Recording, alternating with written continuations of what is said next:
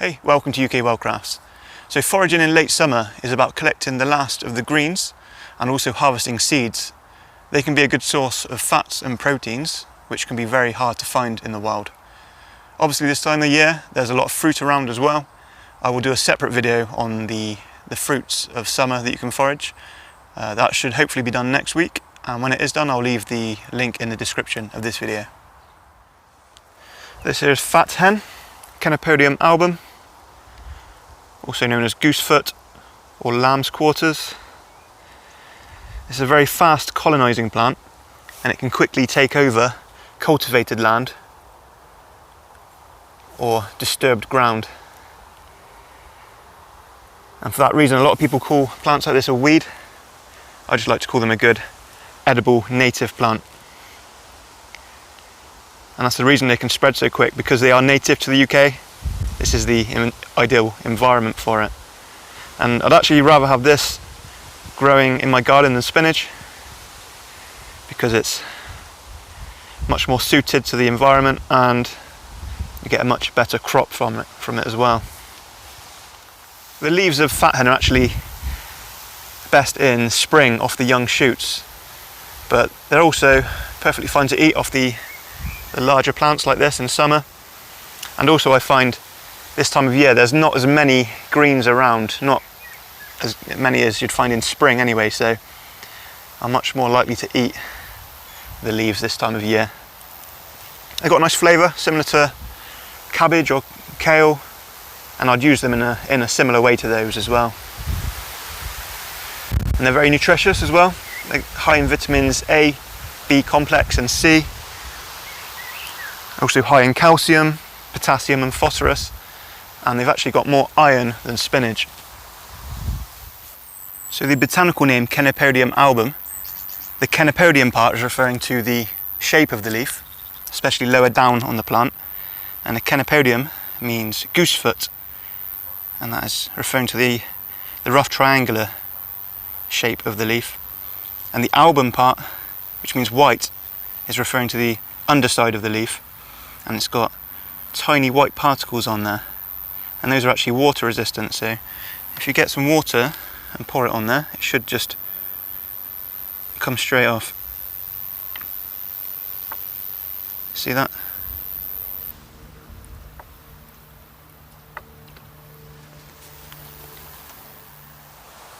The leaves higher up on the mature plant, on the flowering spikes, are a lot narrower than the leaves lower down.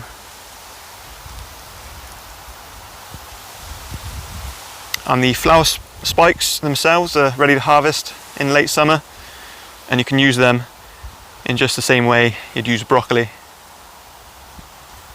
And very soon the seeds will be ready to harvest as well, and you can use them in the same way you'd use quinoa. And this plant is very closely related to Opium quinoa. So a very good plant to add to your list of plants that you forage. So for the leaves this time of year, I'll just look for the young shoots, like the side shoots like this, and pick those. And the flower spikes as well. And you'll find this growing all over the UK on any bit of disturbed land. And as you can see here, they are very common. This is Himalayan balsam, a very invasive plant here in the UK, and you'll often find it growing in massive patches all alongside the rivers or on damp marshy grounds. And the problem with it is it grows really dense and also really high. It's a lot taller than me, so it kind of crowds out all of our native plants. The good news is it is edible. You can eat the leaves. The younger leaves are better, like this. The older leaves are okay, they just need to be blanched a bit like spinach. You can also eat the flowers. These are good for flavouring, especially with alcohols. and you can also eat the seeds and the seed pods, these here. With the seed pods, you eat the whole thing like you would with like radish seeds. Or once these are dried out a bit, you can pop the seeds out of the seed pods. I actually prefer them like this. So the way that the Himalayan balsam spread their seed is that the seeds grow in these seed pods that you just give them a slight bit of pressure, they explode like that, and they spring their seeds. Usually they're grown alongside rivers, so they'll explode their seed pods and the seeds will go into the river and then spread further downriver. And that's why they're so invasive. So you want to be careful when you're collecting them. When the seed pods are ripe, the best thing to do is get a brown paper bag, put it over the seed heads and then explode them that way, or collect them just before they're ripe. To identify Himalayan balsam, the leaves are ovate and serrated, and they have a pronounced midrib, and they often have a red tinge to the midrib, especially on younger plants.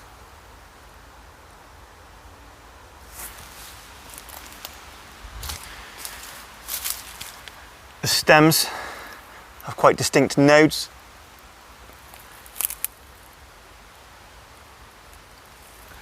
And it also has red tinge on the stems, especially at the nodes.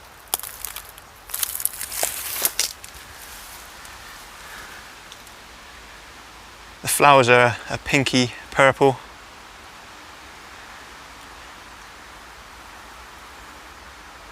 And they usually appear around June.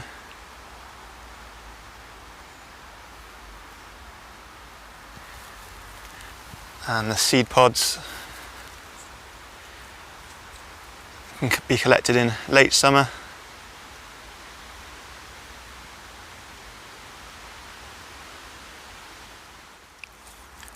The underripe seed pods can just be eaten raw. The mature ones are best dried, and you can grind the seeds into like a powder for curries.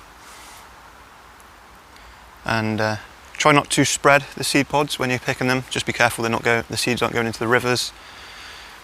And the good thing is, because they're invasive, you can pick as many as you like.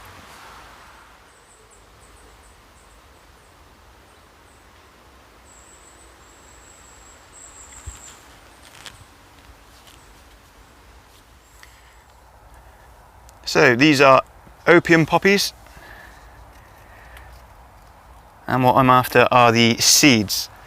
Now in the UK, you're likely to find either common poppy, which are a lot smaller, or these opium poppies growing wild.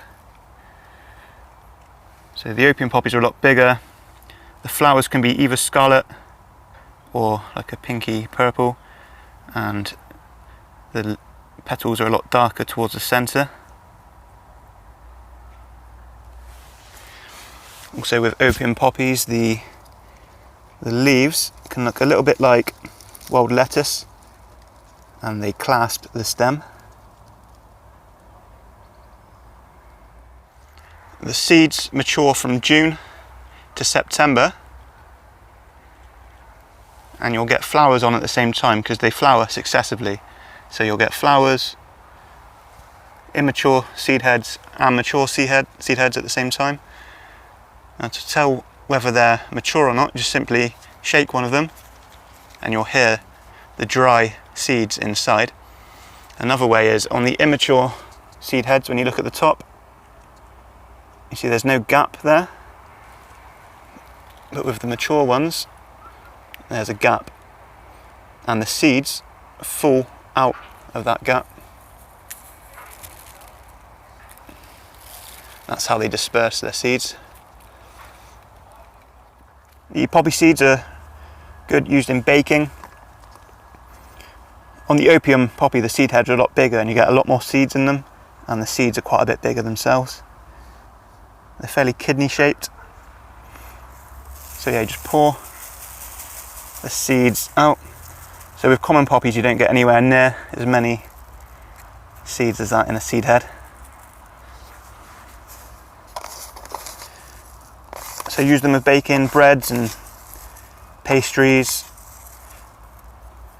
And poppy seeds are the only edible part of the plant. The rest of the plant is poisonous, so only harvest the seeds. So just take those home, dry them for a couple of days. Although they're probably dry enough as they are, to be honest.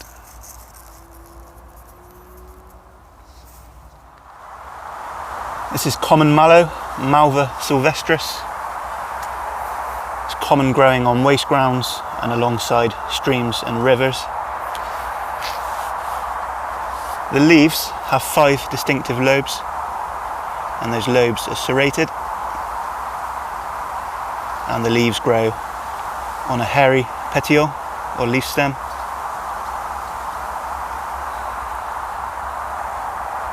The leaves are edible. You want to look for the freshest growth. It grows fresh leaves throughout the summer, and they're high in vitamin C and E. The flowers are a mauve or purple, and they have darker purple veins, and they have 5 petals. These are also edible. They don't have much of a flavour, but they add a nice colour, and you can also use them for making tea.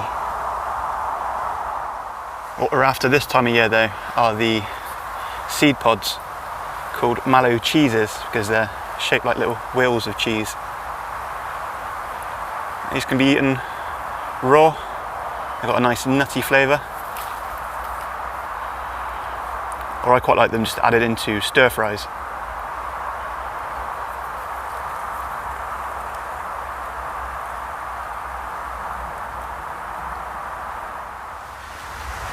This is Mugwort, Artemisia vulgaris, an edible perennial herb. Traditionally it's used for flavouring ale, and also it can be dried, the flowers and the leaves, and smoked, and apparently that can promote lucid dreaming, and it has mild hallucinogenic properties as well. I usually just use it dried and used for drinking as a tea, and it can help sleep and aid digestion. The leaves lower down on the plant are quite fern-like, green on top, and they're white and cottony underneath.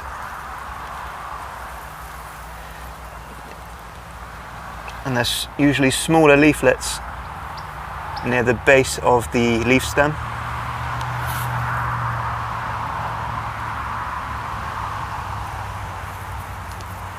If you crush the leaves and smell them, they've got quite an aromatic smell, somewhere between lavender and rosemary.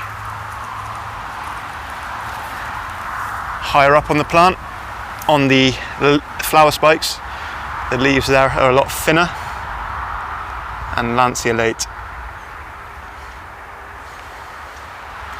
They usually grow to around 2 meters, and the flowers are from June to around September. And the flowers are a whitish green sort of colour.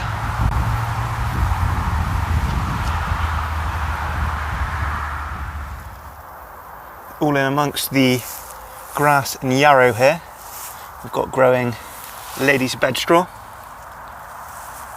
Gallium verum, which likes to grow on chalky, free draining soil, and often when you find some of it growing, there'll be huge patches of it. So all the way through this grass, we have it growing here, and it has clusters of really tiny yellow flowers which were originally used as a food colouring. They probably still are.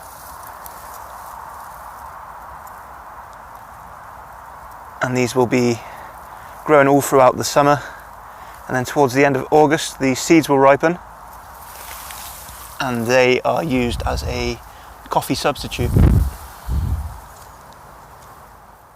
You'll notice the leaves look quite similar to goosegrass, and they grow in whorls around the stem, and it is related to goosegrass or cleavers.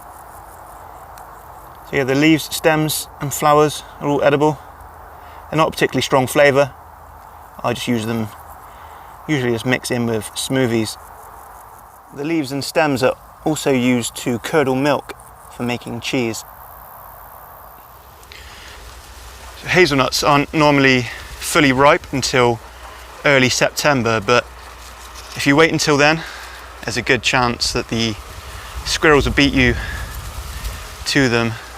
You can pick them from around mid-August normally, when they're not fully ripe, but you can ripen them at home. As long as there's a bit of colour on the shell, and they're not just white or green. And it's a good idea to open a couple of them and just check that the kernel is formed. Hazelnuts normally grow in clusters of 2 or 3, and you'll get a lot of nuts on each hazel tree in August until the squirrels get to them.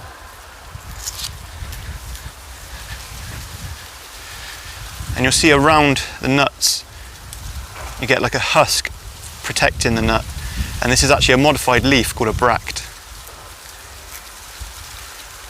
And normally when the nuts are fully ripe, they'll just easily pull out of that bract.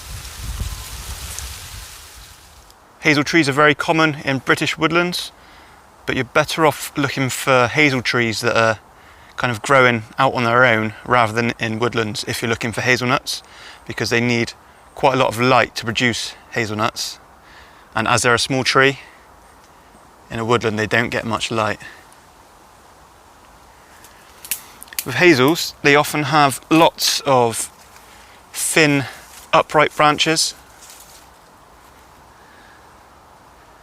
and the bark is a grey-brown, and on older branches, the thicker ones, that bark is often peeling off.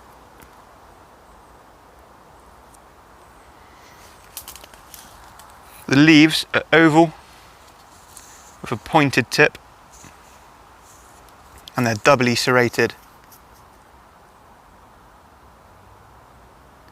and also they're soft to the touch because they've got a downy fur on them.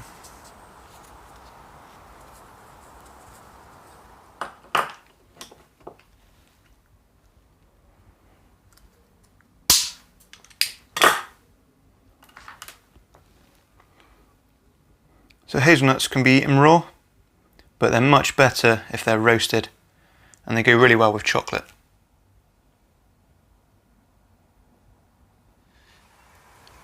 So in summer you want to be a bit more careful with eating the nettle leaves, because once the plant goes into seed, the leaves start containing crystals that can upset the urinary tract.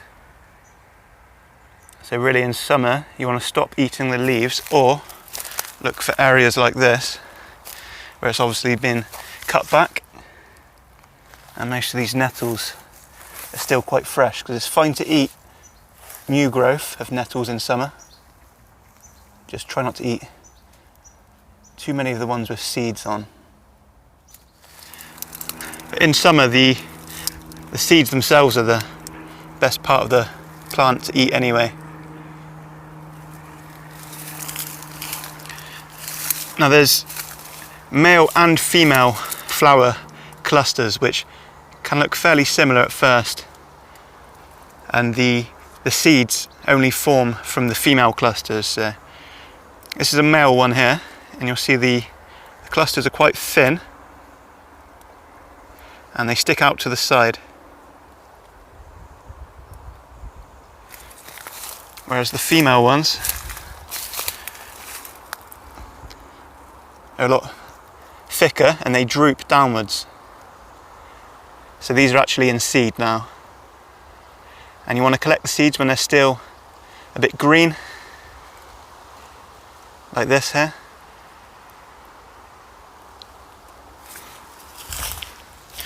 So here's another look. That's a female on the left, male on the right. You see how the clusters are a lot thicker there?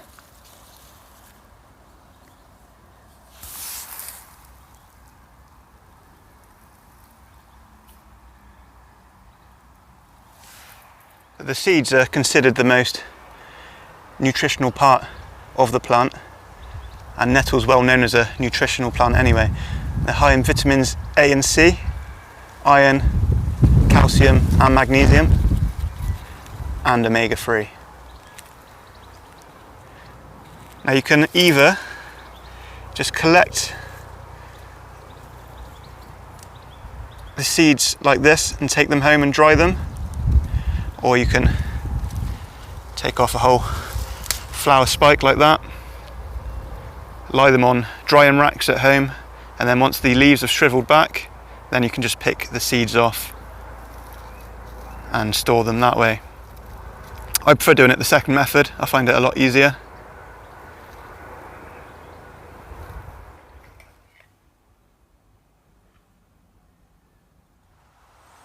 Thanks for watching UK Wildcrafts. If you haven't already, you can subscribe here.